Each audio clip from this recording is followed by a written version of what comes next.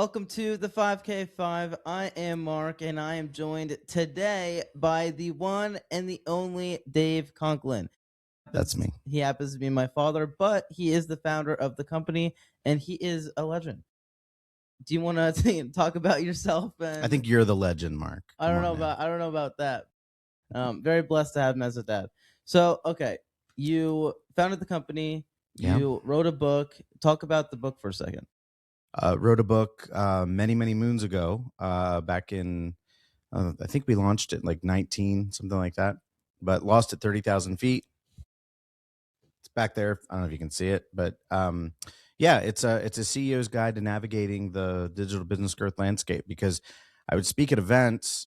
What happened was I was speaking at an event one time among hundreds of CEOs of $100 million plus companies, and these are people that I look up to. Yeah. Because I haven't built $100 million company. We have a great profitable company, but it's not big. Not that I want it to be big, by the way. I love our group of clients and stuff. But anyway, so I remember speaking one day, and I came down, and the CEO who I looked up to looked at me, and he said, excuse my French here, but he said, I have no idea what the hell you just talked about, but I know that our company needs it and we don't do it. So I need you to give me your card. And I handed him my card, and it kind of hit me because this is one of the first speaking gigs I had ever gone to. Yeah. And I was in my 20s, actually. This was many years ago. But what was so crazy about that experience was I looked at these people like they should know all this stuff already, and I was just like regurgitating and repackaging it. But no, they didn't know. And then I'm like, well, how in the heck, if they literally don't even know anything, how are they leading a team of people? Like, it's not that I always say it like this. You don't have to be in the weeds and actually know like which weeds to pull, but you have to understand at least how pulling weeds results in no more weeds. And then how there's product that you can put down that'll make the weeds not come back up.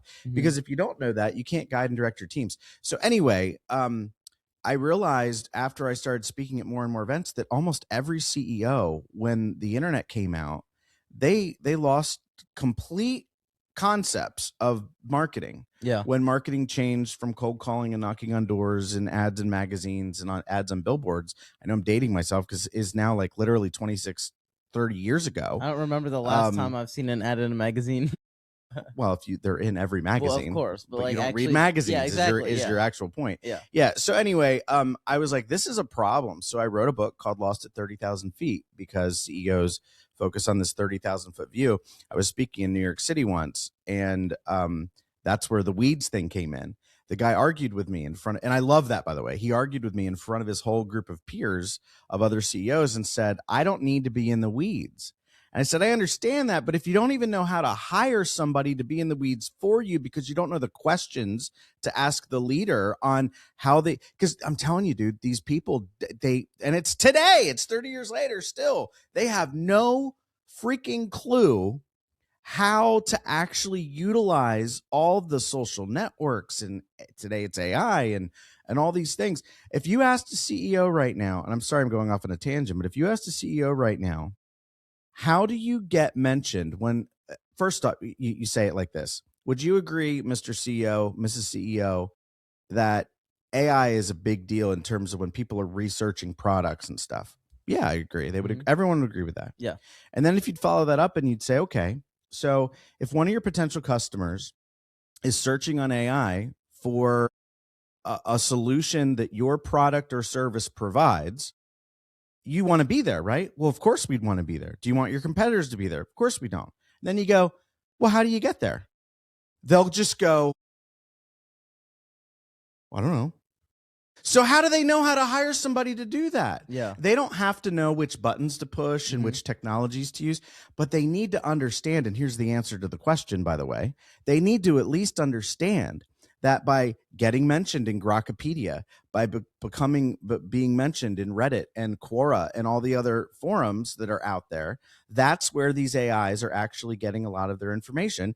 Jonathan on our team created a whole system to make that stuff happen. So anyway, Lost at 30,000 Feet, that's the book. That's why it exists, because people have no idea. And we're going to eventually come out with a new AI version. We want AI to get seasoned a little bit more first because it's changing so fast that if I wrote a book, if I wrote version 2, the AI edition of Lost at 30,000 Feet right now, today, next week, the whole thing would be outdated. Oh, 100%. So and we actually tried to we do did. that at Mhm. one point. Now looking back, it's hilarious the different AI programs and software that came out. Think about, like, we would use Cursor now to build that. Oh, yeah. Not, I think we were using a Google.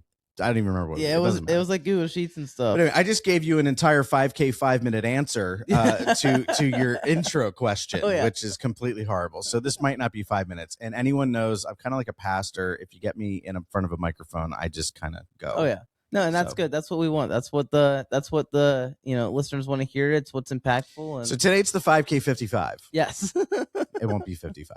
That's hilarious. I like that. I should have a segment, the 5K 55, featuring Dave Conklin. The 5K 5 times 5, 5x5.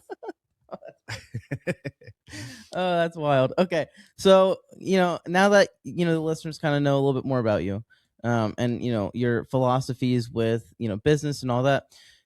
So a lot of these CEOs, like you said, struggle with being in the weeds, and they're like just not. They don't even understand the weeds.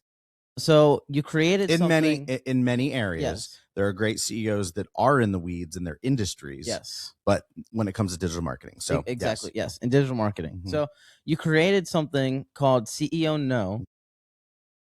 I wouldn't say created, but it's being created. Okay. Yes, you created the concept, which is now being created. A physical, tangible thing that's being created. So with that being said, you want to talk about what CEO is and what problems it solves for these CEOs? CEO No. Yeah. So here's the crazy thing. So how many CEOs are, sorry, I thought I just saw a little bug walking across the floor, but I did not. Well, that's good. Yes. How many CEOs are software developers? Probably none. Very few. Yeah. Maybe Zuckerberg, Musk, some tech CEOs. Yeah. But the general everyday CEO, 99.5% are not developers. They don't know how to develop. They should now with AI, by the way, because you can. You don't need to know code. You can speak Spanish without knowing it. It's kind of cool. So who develops project management software? The developers. The developers. Yeah. Who are not what? The CEOs. Yes. And CEOs have this very, very unique challenge in that most of the time they are leaders not only of their organizations, but they're also often on boards of charities. They often might run for political office. They have multiple spheres in their life, or you could think of them like pillars of their life that they have to interact with, keep track of, run down, all that. And they're often managing areas that they know nothing about. Okay. Because a CEO isn't supposed to know everything about his company.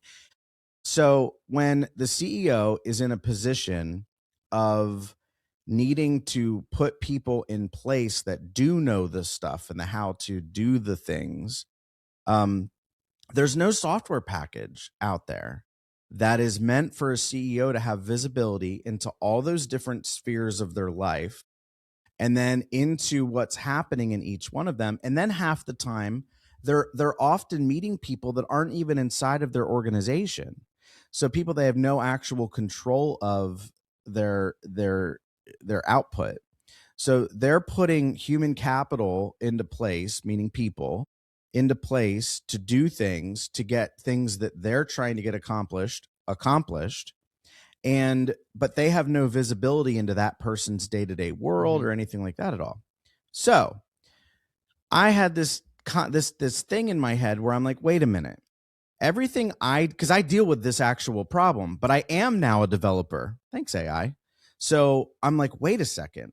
This is a real serious problem where CEOs have either brainstorming sessions with themselves or their team.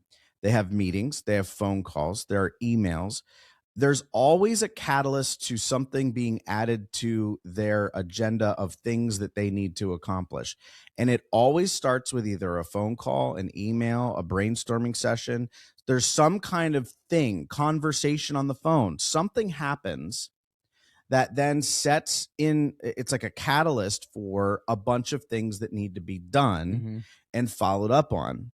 And so I'm thinking, well, we can dictate now, and AI can read the dictation of a meeting or read an email or listen to a phone call or be a part of a brainstorming session. I sit all the time now with my AI turned on and I just talk. Yeah. CEO No was born like this. So when you have those conversations now, imagine every conversation the CEO has. After that conversation, they're getting a list of to-dos.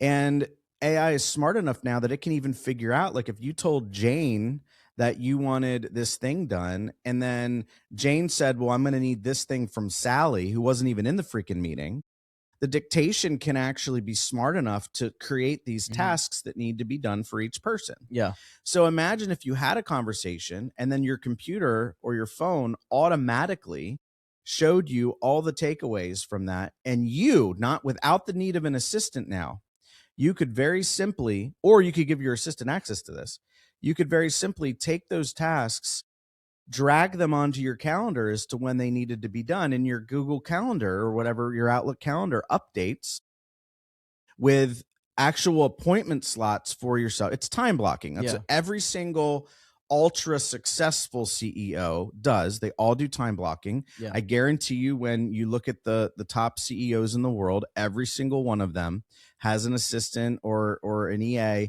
who is time blocking every minute of their day. And then not only time blocking it, because what do we do, CEOs? We don't actually do the stuff that's on our calendar because we get distracted or something comes up or we think we have a better idea and there's nobody there keeping us accountable. So we rely on our EAs. Hopefully they're good and they're bold and they put us in place. But my point is that now you have this thing and you have all these things. Well, here's what's really cool. Even if it's somebody at the charity that you're on a board of who needs to get something done, in CEO No, we're like, well, why can't we invite those people to that task? And it can send them an email, reminders, it can do all that. And then the CEO is still getting the update, and then it can expose that person to CEO No. So the ultimate goal with CEO No is we're basically flipping project management on its head and making a project management tool that is specifically designed to have the CEO know all that's going on in their world, keep people accountable, help them to remind or help them to remember. And then when things are not done, because that tool, anything that wasn't marked as complete will carry over to the next day or show up again in your list of things that need scheduled, because that's the other problem. If I do this, I just did it yesterday, put something on my list that needed to be done, put it on my calendar, and then it just kept going, right? Like my day just kept flowing through. I didn't even do the thing that was on my calendar. Yeah. That happens to every CEO on the planet, So that's the idea behind it. It's basically going to be, and it'll hopefully be launched this quarter. But our goal is to have it be a tool that helps CEOs to manage all the different pillars of their life. It's not limited by one organization, and it helps them to truly be in control of all the things they want to accomplish. Yeah. Now, I know it's hard to say right now because it's still in the development phase. But when do you think that it can eventually be available, for these CEOs who could be listening to actually get their hands on? So I'm hoping this quarter, next quarter. It kind of depends on our team. It's the thing that complicates it is it's the outside the organization stuff. So it would be a lot easier if we were keeping it, inside the company that you were working in. That's not the power of it, though. The power of it is that CEO probably, if he's, got young kids, he probably coaches. Like, CEOs tend to be people who get involved in their communities. They get involved in their sports with their kids. They're a different type of person who sees that they thrive on that hero nature that they want to be the guy in charge because they have that gifting, Exactly. you know, Yeah. and so that tends to not just sit inside their organization. Yeah. Awesome. Well, thank you so much, Dad, for coming on to the podcast episode today. Listeners, thank you so much for listening to this episode of 5K5. Tune in for the next one. Peace out. Peace.